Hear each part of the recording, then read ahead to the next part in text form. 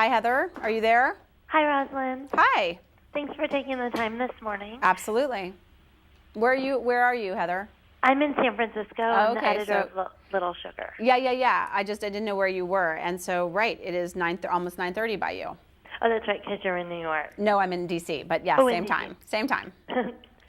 So my first question is, we talk about mean girls and now mean boys and how teens and tweens should deal with them, but what can parents do so we don't raise mean kids?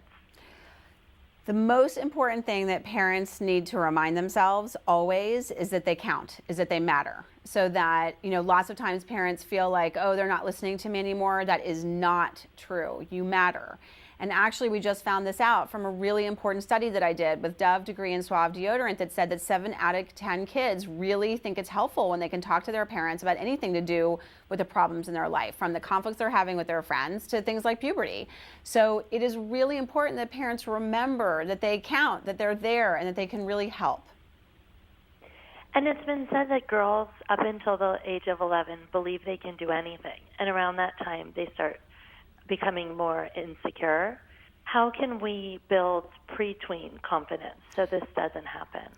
It is really true that we've got this window of opportunity when girls are tweens, because in general, around age 12 or 13, that self-esteem starts to decrease. I think there are some things that we can do that are really concrete that can help. But I've got a lot of different resources on a website called don'tfretthesweat.com. But in the meantime, here are a couple of tips I think could be helpful.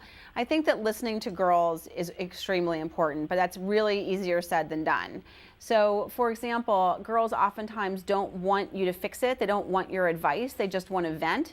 And so I would really encourage you to ask your daughter, what do you need? Do you want to vent or do you want advice? And if you want advice, then tell me when you want it. The second thing I would do is I would really look for small ways to start with talking to your tweens, so that it might look small to you, but it's not small to her, and that's about how her body is changing. And so by 9 and 10 and 11, a lot of girls' bodies are changing. And so they are feeling uncomfortable, and they are feeling like they're sweating, and that they might have body odor for the first time. And this really, again, might seem like it's such a small thing, but it's really not for the daughter. So talk to her about those small things, give her information, comfort her, tell her that it's totally common to be having, discomfort about this stuff. But those kinds of conversations are the things that carry you into having, more difficult conversations as she gets older about things like mean girls. And the third thing is that I would really actually encourage parents to think about that, girls oftentimes, because 85% of them have cell phones and most of them have internet access on those cell phones. And a lot of girls go to bed with their cell phones like resting on their chest next to their pillow or next to their bed as an alarm. Don't do that. Take the cell phones out of the room, because everything that parents are worried about, from video games to movies to music, all of that stuff is coming through the phone. And if the phone is in her room, in her bed, next to her bed, then she is not getting any rest. Our readers are 11 and under, so what age do you think is acceptable to actually have a cell phone? I really don't think that any kid under the age and in elementary school needs a cell phone. I know that parents feel that they need to know where their child is at all times. I really believe strongly that until children start going to different places with more independence, that having a cell phone is not necessary.